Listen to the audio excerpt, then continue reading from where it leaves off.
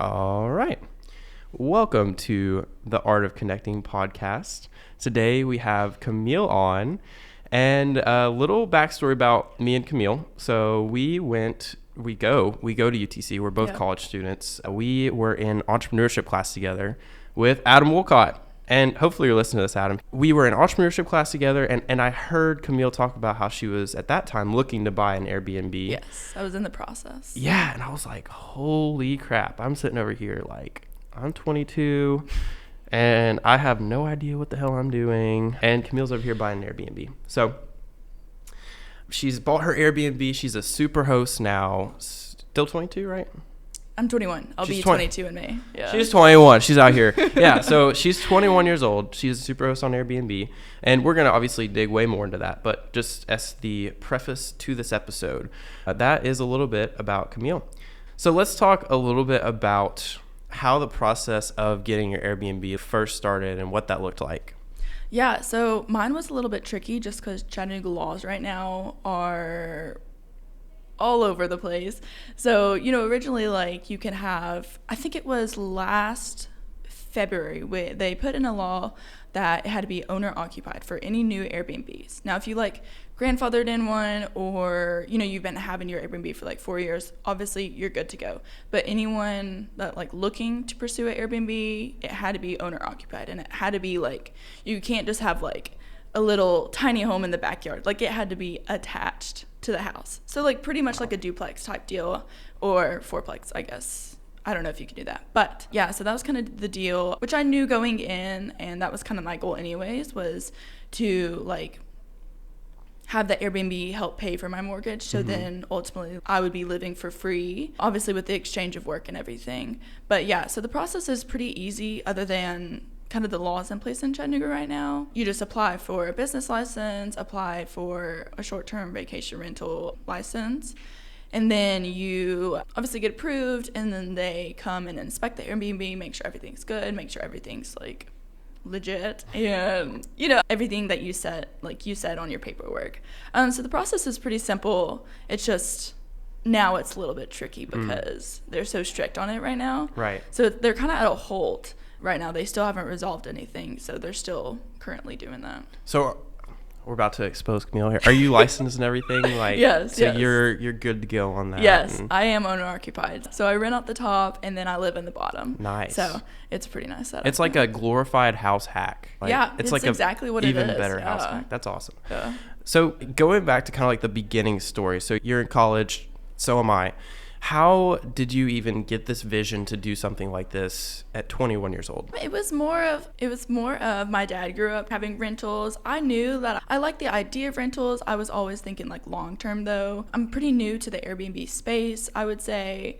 But what got me started into wanting an Airbnb was I found a job on Facebook, and it was cleaning at Airbnb. I was like, that's cool. I'm interested in rentals and stuff, but I have no clue anything about Airbnb. I've stayed in an Airbnb once, I think, and it was literally when I was a freshman in high school, just very unfamiliar to the whole space. And so I was like, oh, this is a great kind of gateway to go into it and get the inside scoop. And then fast forward, I think it was maybe 4 or 5 months after I started cleaning, she offered me a position to property manage her Airbnb, which is pretty sweet.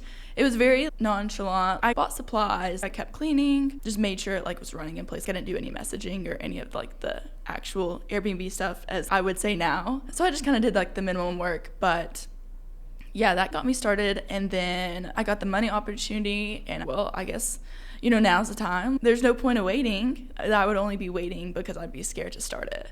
And so that's where I was I just have to do it now. Do it. There's no point of waiting, because my thought was, well, I'll wait till I graduate, kind of get a job. And if I don't do it now, then I'm just always going to have an excuse. So I was like, well, let's jump the gun on it and find a place. So this podcast is all about networking. Camille coming into this, she was like, I don't really network that much. This is a prime example of who you know. You went and got a job because it sounded interesting. Yeah. And it's something that maybe piqued your interest a little bit. And that led to you getting a job that immersed you into it even more. And then that led to where you are now. So I love that, because a lot of people are afraid to not take jobs and what they're passionate about or what they're interested in, because it will be a little bit of a pay cut. or it'll be below them. I've got air quotes here. Yeah.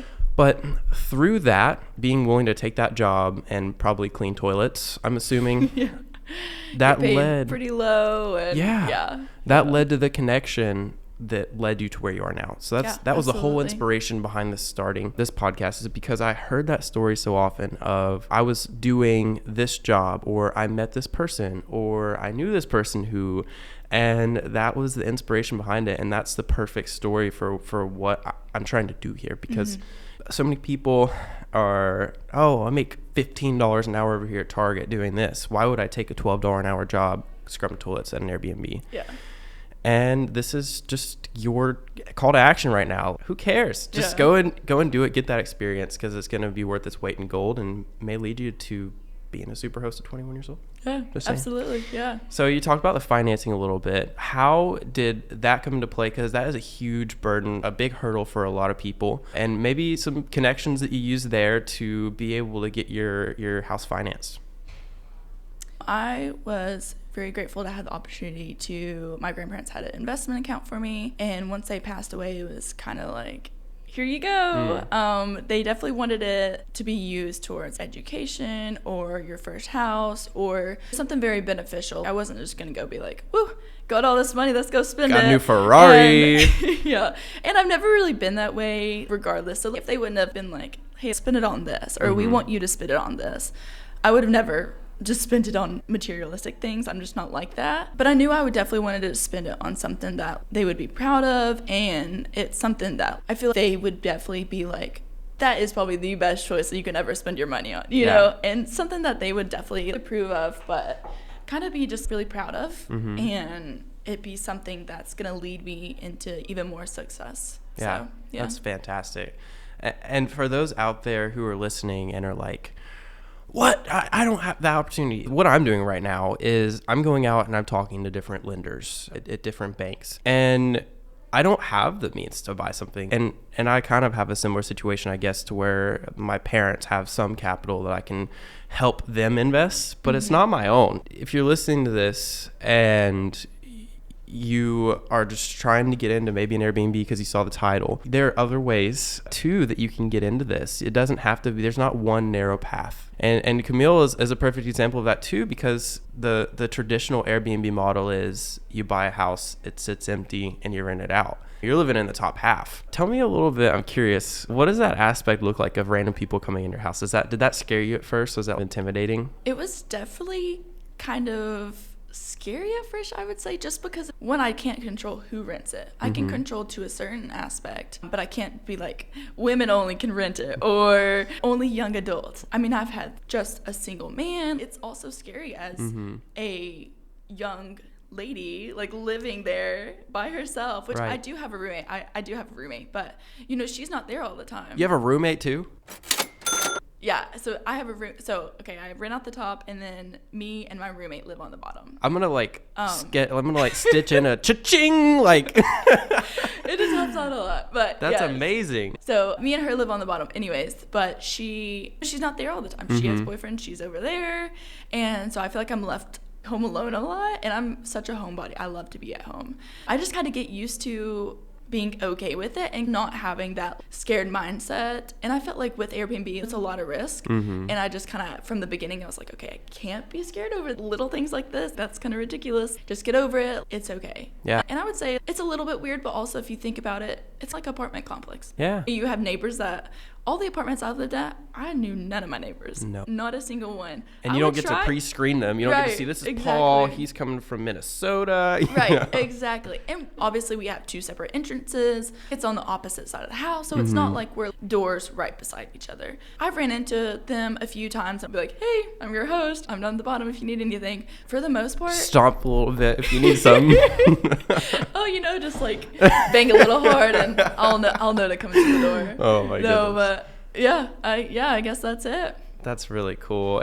A lot of your story is get over your fear. I've heard that a lot. Because the world is scary, you know? It is scary. And you see all these things, and it's like, in my mind, I'm like, gosh, this world is crazy. But it's also happened way before the times, but it's just because now everything is so broadcast. Yeah. These things have always happened, but now we're just seeing it online. That's the only reason people are more scared, is because now they're visualizing all these things happening online or on TV. These things have always happened. Right. And you weren't scared before. It's just because you weren't aware. So I want to be clear here too. I don't want to incentivize you, like rent out a bunk bed in your same room next to you. But like, we oftentimes can use our mind to talk ourselves out of so much. Oh, absolutely. We can talk ourselves out of these opportunities that present themselves because of an irrational kind of fear. And you can do that when you're trying to build your network too. It's like, oh, this guy runs this big bank, I can't go talk to him. Yeah, you can. Yeah. Sure. I mean, if they tell you no, then they tell you no. Like, oh, Yeah. well. But they're probably not going to, is a thing. Absolutely. That's what I've learned is, like, I've always just, I feel like a lot of what I've been going through and grew through is I just was always comfortable with being comfortable. And I never wanted to get out of my comfort zone or kind of get scared. But I feel like it's helped me so much within just the past year of, I guess it hasn't been quite a year of me having my Airbnb, but for the past 8 months, you just have to be okay with being uncomfortable and being scared, and it's just part of it. And there's going to be so much more of that in life that you might as well get used to it now. Well, and now because, you're comfortable with it. Yeah. You know, now it's just the normal. It's every day. Yeah. And yeah, so it's really great to just get outside of your comfort zone, especially at a young age. You know, it's Yeah. like Something all these. you just have to get used to. Yeah. Like, it's part of life, and yeah. It's part of life if you're successful. Yeah. Not that people who are comfortable aren't successful, but the common theme that I find are the people who are okay with trying something new or being uncomfortable. That's what leads to success. And success not being like a dollar figure in your bank account. I'm talking about like being able to go and travel and have experiences and spend time with your family and all that kind of stuff. I mean, success can be defined however you want it to be defined. Maybe, in my opinion, one of my goals of success later on in life, like, I want to be able to spend, this is so silly, I want to be able to spend as much time with my dog as I can. He turned 8 in October. Yeah. And my goal is my next job that I get out of college, I will be successful if I can stay home with my dog. Yeah. And that's my next goal of success. And that is, it's a huge goal of mine. That's really cool. And so it's not like money, or it's not like, oh, getting my next investment. Like, right. You know, where I'm at in life, I'm so content. Like, obviously, I do want more investment properties and stuff. Like, obviously, I would love to be able to just create so much passive income. Like that is my job. Like, right. I love that, everything about that. But also, there's so many other things of success. And, yeah, might seem small, but this is, like, that's something big to me. So, yeah, you get so much time with your dog. Yeah. My cat's at home. She's very angry at me probably right now. Poor Lizzie. She's like, I wish you would do that. And why isn't that your goal? Right? Yeah, no, she gets tired of me after about 30 minutes. So she's over having fun. But I just love that, because so many people are going to be listening to this, I feel like, and they're going to be like, what? How do these little young whippersnappers, like, Yeah.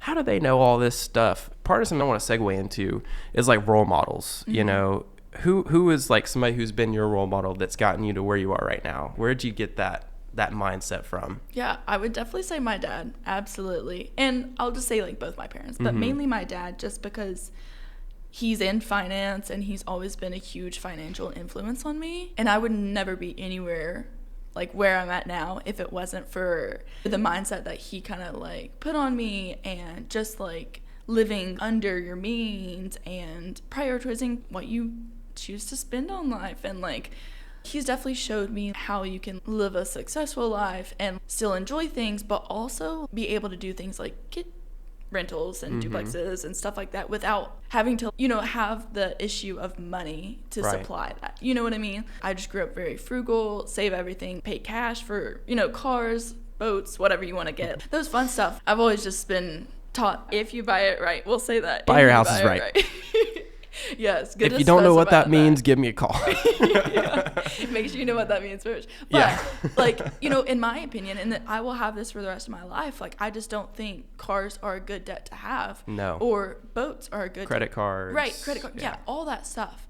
And so I just kind of grew up with this type of mindset, and I'm so thankful I did. When I was younger, I was so not disappointed, but I was like, man, I just don't get all the things that my friends do. They get all these trendy outfits, or, oh my gosh, this person got an iPhone in 6th grade. Right. Like, all these things. And now I'm like, thank you for never buying me anything. I feel like I would not be who I am today if I got all those things. Yeah. Because then I would just would prioritize other things. And I feel like now I have such a better mindset of money and life and finance and everything like that. This is turning into a parenting podcast. My story rhymes so much with yours. My parents didn't give me what I wanted when I wanted. Mm-hmm. If I wanted the Xbox, I had to go and buy it. I had to mow the yard. Work for it. Yeah, I had to go and sweep the floor, whatever it was. Mm-hmm. And I barely got allowance too.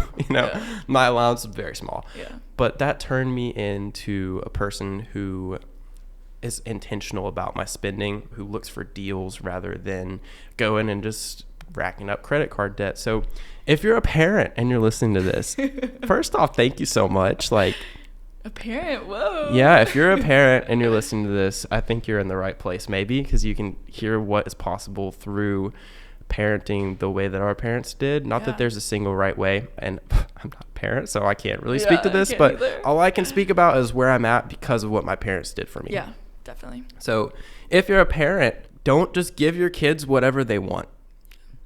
Make them work for it. Make them work for it. And you can create that opportunity for them to work for it, and also create that lag effect of, okay, if I want this, I have to work for it, and then it can delay the decision. They can even change what they want, so you don't end up wasting money and time on stuff that your kids are just going to throw away. Yeah. Sorry, on that sidebar for parenting. Yeah, absolutely. So I think this is going to be super valuable, though. This is why we do this, because I want people to hear this stuff. Well, I think anybody's going to find it, I don't think you have to be a parent to find this interesting. Yeah. Like, obviously, I hope I can have kids in like 5 years, 10 years, whatever it is. And so it's kind of like a thing, like, I'm sure other people have that mindset too. Eventually, a lot of people are going to want kids. So it's just kind of like thinking of these things and seeing how both of us, I feel like we're both success driven and we want all these big goals. Just kind of a thing, I mean, it's very given rare. for how our parents raised us. I feel like a lot of their parents weren't like my parents. Right. Just don't go and buy that boat because I know it looks so good and so sexy and everything. To wakeboard all the time. Yeah. And don't get me wrong, I love to wakeboard. It kills me not to have a boat. Right. Because I just have to go with friends and stuff. And you could probably buy one. You could. I mean, you could buy a boat. I save all my money. I'll just say that. I could buy a boat. I could go out and buy a boat, but I don't, because it's choices, like, make friends with somebody who has a boat. Make that connection with somebody who has a boat. Not that you should take advantage of somebody because they have a boat. You can give them gas money, though. Be genuine friends with these people. But you can find ways to have the experiences, or go rent a boat. Yeah, absolutely. You can do that. I feel like there's a time and a place to buy, obviously, fun items. Yeah. Like, eventually, I know I'm going to want to own a boat. I know I will. I love being on lake. Mm-hmm. But right now, at 21, what's my point of having a boat? That I can spend more money on it, spend all this gas money, going out on it. Not buy the next Airbnb. Right, exactly. Yeah. I'd rather just prioritize my spending into something that's going to lead me to where, hopefully later in life, I just can go on the boat whenever I want and not have to stick with a job because I need the money. You know what I mean? Absolutely. So I feel like that's kind of where I'm at, where as much as I'd love a boat right now, I really don't need it. Yeah. So with your Airbnb, you're a super host, right? Yes. So what does that entail for our non-Airbnb people?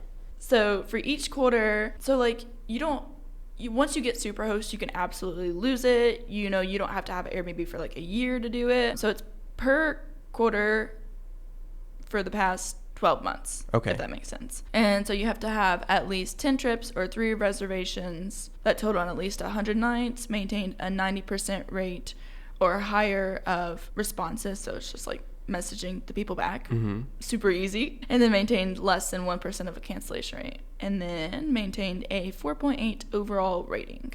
So I feel like that has to entail a lot of communication. What does your approach to communicating with guests look like? Yeah, so in the beginning, I was kind of like, I'll have a set routine of this. On this day of every week, I will review my guest, or I keep up with it. But honestly, it's just turned into all day, every day. I'm on my phone, and it's just made it easier to be like, to go as it is, I guess, if that makes sense. Every time I get a message, I don't wait. I text back ASAP. And I think that's what you have to do. If you're like, we'll just say this, if you're looking to book somewhere, and they don't reply till 4 hours later, they're probably going to find somewhere else. They're going to go book somewhere else. Absolutely. Even if you're 20 minutes late. Yeah. Like, I just feel like I need to be ASAP. Even if it's like, oh gosh, like they replied within a minute. How weird. People might, I don't know, in my opinion, I'd be like, gosh, they're fast. Like, right. Were they already on their phone, you know?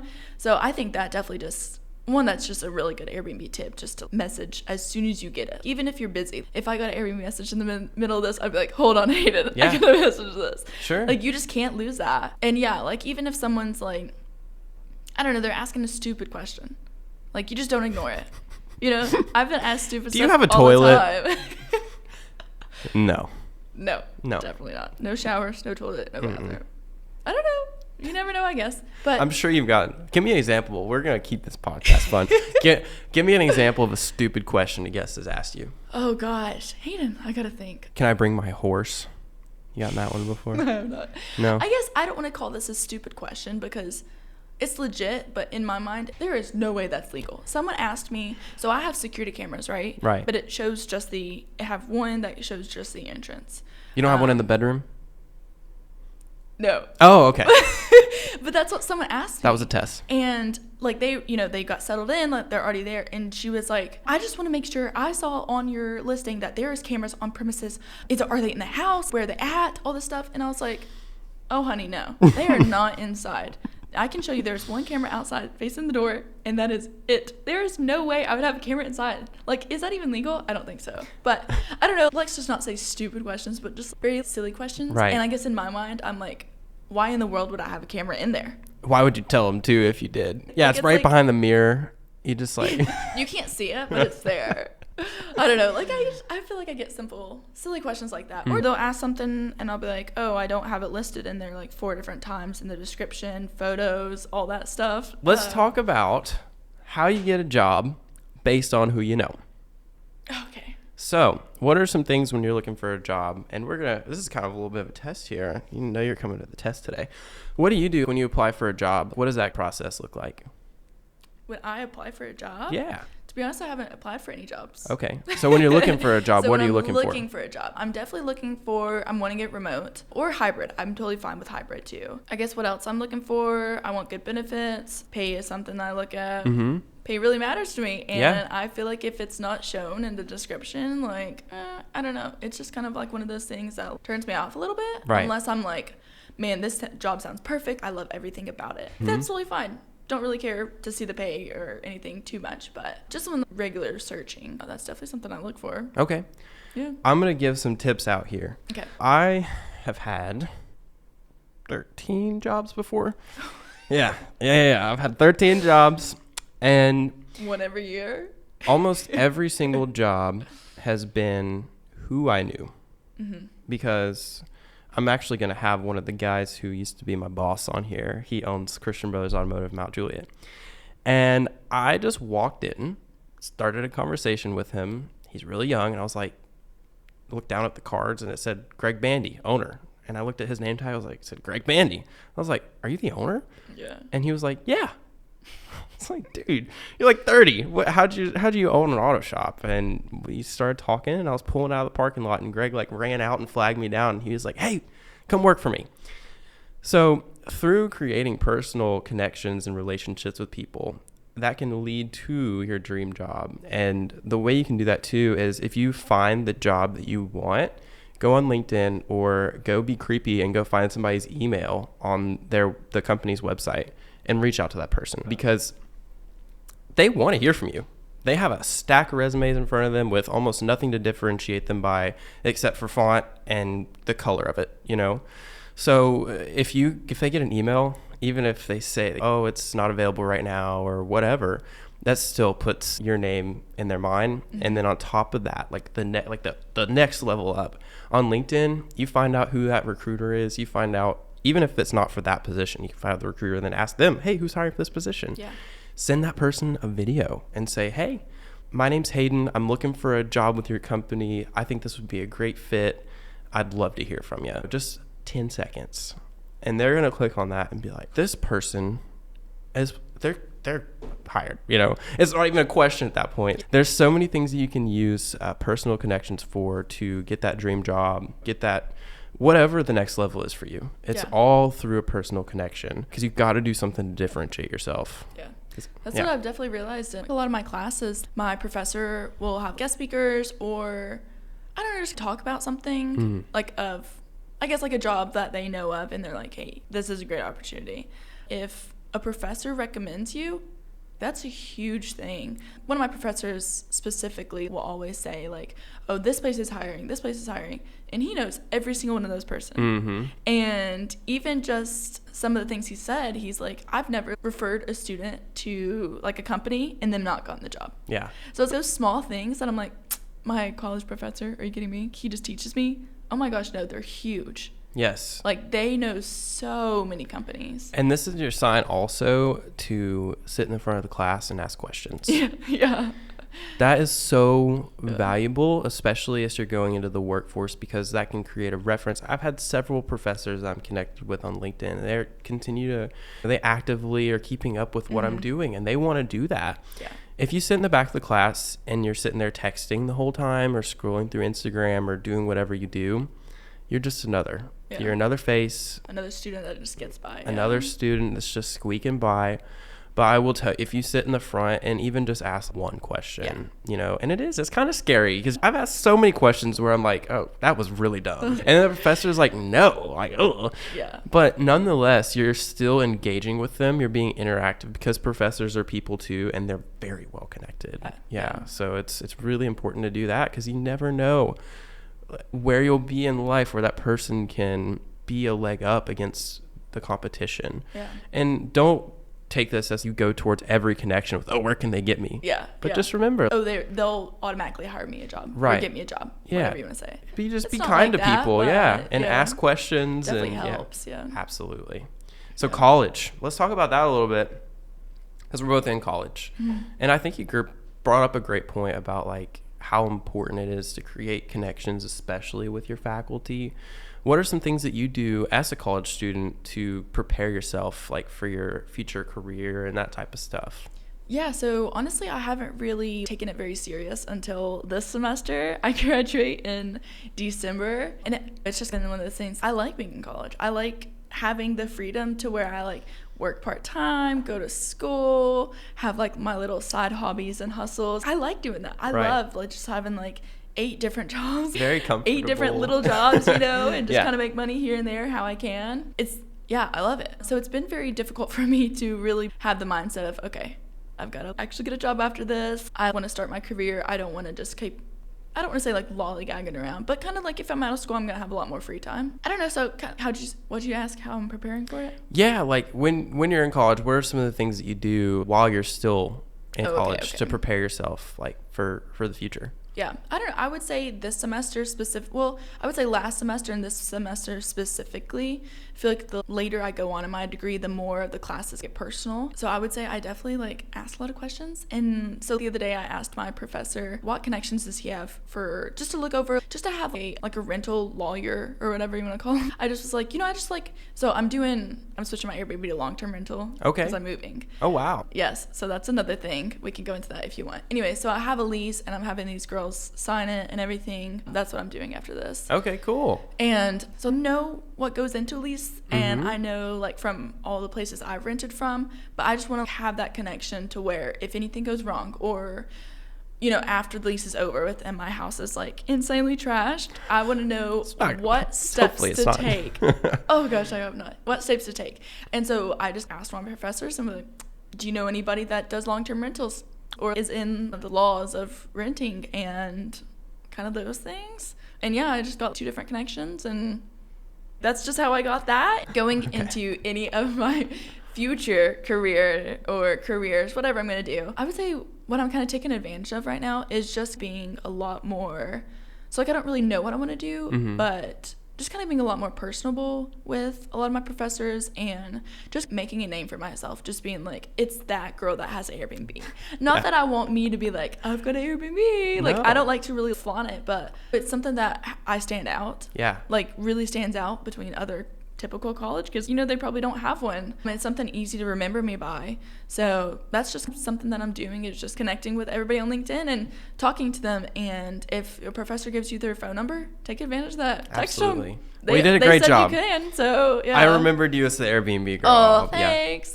It's something.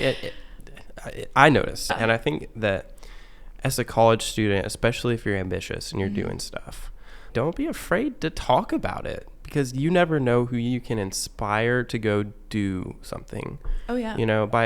So many people are afraid to talk about what they're doing because it's like, oh, I don't want to seem obnoxious, and I don't want to seem pretentious. You're like, you're flaunting all of this, and yeah. And I mean, it's like, I think that what I do is possibly like the most unsexy thing. Like, it's a lot of work. I work really hard. You see the pretty parts of it. You get this episode, but this is going to be 3 hours worth of editing. And like, just, I want to be able to inspire people to just take the first step. Yeah. Because it's so easy to just be like, oh yeah, that's cool that they do that. But I could never do that. Yeah. But I mean, I felt like I was the same way. And just getting back to like one of my hobbies that I really enjoy and hopefully can turn it into something a lot bigger is my YouTube channel. I love creating content. I love making YouTube videos, but it took me forever to not be embarrassed so I do like kind of like health, nutrition, lifting, overall like health and wellness type videos. It took me forever just to be comfortable, and I don't even want to say comfortable because I'm still not completely comfortable, but like just kind of accepting that if I want to bring good content, I have to just be uncomfortable. That means filming myself when I'm in the grocery store, talking about what I do like about this or what I don't, or why this has like a bunch of junk in it, and why there's a better option out. Like those things. For me to just create better content, I have to get out of my comfort zone. And that's filming in front of people, and it's embarrassing. You're gonna get so many you're gonna get some glares, or like yes, or even filming myself in the gym. I'll film my workouts and stuff, and I don't know, like it's all in my head. So it's like me thinking like, oh, this girl thinks she's the stuff because she's filming herself, and so she thinks she knows everything. No, I just I want to show other people and kind of same thing like you want to do, kind of inspire people, just do it. And if I can help anybody get more healthy or change their lifestyle, I will do anything to help that. And that's my goal of my YouTube channel. Yeah. And so I have to get uncomfortable, because if these people are watching my video and they're like, well, I really want to get healthy, but I don't know how. Well, they're getting uncomfortable too. So I feel like I have to, what I mean? Like kind of goes hand in hand. Like, well, and I feel like most people, we have this thing where we think about, oh my gosh, somebody's me thinking something negative. I feel like probably most of the people that are watching you record yourself in the gym are like, wow, I'd love to do something like that, Yeah. Or like, she's got some guts to like be good herself. Like, not a lot of people do that. You have to twist your mindset, and it's not easy either. So many people I hear, like, I can't stand to listen to myself speak. Yeah. Like, now when I go and edit, I'm like, I sounded good there. All right. Some good vocabulary. Yeah.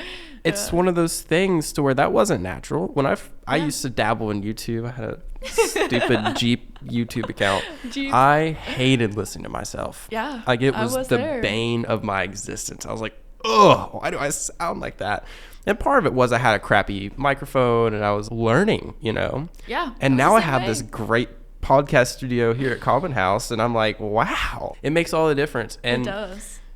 That just gave me an idea. Like, if you want to go and start a YouTube channel, invest in yourself. Go buy the equipment to make it good. Because if you just are trying to piddle around, and if you're trying to make what you have work, you probably can, but you may not like the outcome, and then you're going to give up. Yeah, exactly. And you're just going to keep, like, in my mind, how I was in the beginning was I couldn't find a good like editing software, and then it was like, well, now I can't find copyright free music, and so gosh, it sucks, and blah blah blah. But then I just didn't want to spend money. But then I just finally found a really good software that I really love.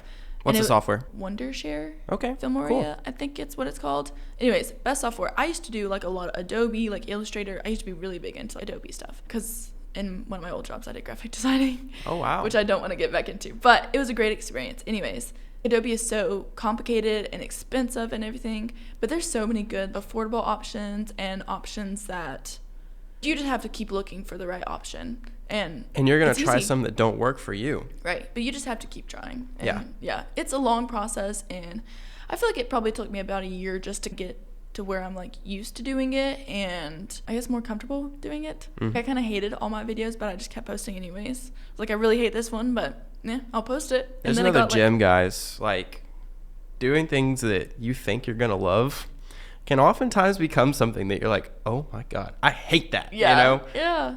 But that doesn't mean that you should stop doing it. It just means that you're growing. Yeah. Yeah, I love that. Yeah. That's really cool. I use the script, by the way. I don't know anything about Wondershare, but if you're wanting to get into podcasting, since we kind of brought that software up and I want to help people, the script is fantastic. You can also, again, just call me and I can talk to you about that too. Well, awesome. I think that we have gone over so much really cool stuff. And I hope that some college students or really anybody listens to this and is inspired, because I know I am. Like, shoot, why don't I have my own Airbnb? Takes time. It does. It takes time. Not everybody, like, I mean, I just want to say, like, not every, like, I'm so lucky to have, like, an opportunity like that. People work their butts off to get their first rental, or, have to network like crazy just to get one person to trust them to go in with, So obviously my circumstance, I'm very lucky and very blessed, but that doesn't mean I, like, don't work hard or don't have to work for another outcome. It's all, like, perspective of it, and everybody's in a different circumstance, but it doesn't mean you can't do it if you don't have a certain thing that I do have, or you know what I mean, like what you have or something like that. I heard someone the other day, and I won't say who this was, but I heard someone the other day, it's like, with my luck it wouldn't work out. Right. You make your luck. Yeah. I think a lot of people also say the same thing about everything. Oh, you're just so lucky that you, like, have that. Well, no, I mean, yes and no. Luck, I guess, was a part of it, but at the end of the day, you could have been, and now I'm making up this figure, this isn't the actual figure, you could have been given $100,000 and you could have just let it just sit there and rot, because inflation, if your money's sitting there, it's rotting. Or you could have just been like, oh, sweet, I can go and buy this house now. You could have gone out and bought a 3-bed, 2-bath house for yourself with a down payment, and then gotten into a mortgage, and then, you could have been like, okay, cool, and then let that space sit empty. But instead, you took the initiative and you got over the fear, because it is a fear of failure. It's a huge risk. It's a risk. You're like, there's so many steps, but you went through it all. So you created your own luck in a sense. I mean, sure, it is lucky for what you got, but you just have to start with what you have. And then you can just every day step forward, creating your luck. And you'll look back and you'll be like, wow, look at how lucky I am. Yeah. Awesome. Well, on that note, Camille, what are your, where can people follow you on YouTube, keep up with you, grow your audience there? Yeah, so my YouTube is Camille-Wickman. I'm getting married in June, so I'm switching over some of the names already just to get it over with. Make sure, can you spell that? Just make sure. Yeah, Camille, and then the middle dash, Wichman. Cool. And then my Instagram is Camille Ziegler 7, CamilleZiegler 7. What else do I got? My LinkedIn, I guess, is Camille Ziegler 2. What else is there? That's it. I don't have That's Twitter. Cool. Yeah. Yeah, I guess those are my main things that I use. I'm a lot more on LinkedIn now than I ever have been. Same. Just to kind of, now I'm in my zone of I need to get a job after college. And I don't know. I'm more like motivated to get better connections too and kind of step out. That's awesome. So, yeah. Cool. Well, connect with me. Yeah, connect with me too. Hayden Fike, HaydynNNFike. Also, if you need anything, you don't have to give your phone number, but I'll give my phone number. If you need anything, literally. They can have my email. Yeah. You don't have to give that. Just reach out to her on LinkedIn. Give her a message. If you need anything, if you're starting a podcast, you want to know about real estate, whatever, I don't care. Give me a call, 615-756-7009. Hopefully when I have 500,000 people, I can go back and edit that out. So my phone, or I'll get a new phone number or something. Yeah. But seriously, y'all can reach out to me. Feel free to use me as someone in your network, or if you just want to start a podcast or whatever. Yeah, if you want to get fit, go follow Camille. This has been a great episode. I appreciate you so much for coming on. Yeah, I really appreciate you asking me. It was cool. All right. It's been Hayden and the Airbnb girl, Camille. We'll catch you on the next episode.